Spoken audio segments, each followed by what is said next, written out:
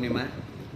पवित्र दोल पूर्णिमा उपलक्षे आपण मानकु आपण परिवार वर्ग को ढेर सारा अभिनंदन और शुभेच्छा।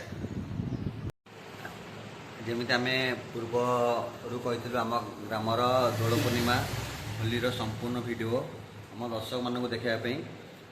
से आज दोल पूर्णिमा जेहेतु तार पूर्व प्रस्तुति किसी झलक आपण मानक देखू जेहेतु आम ग्राम राधा माधव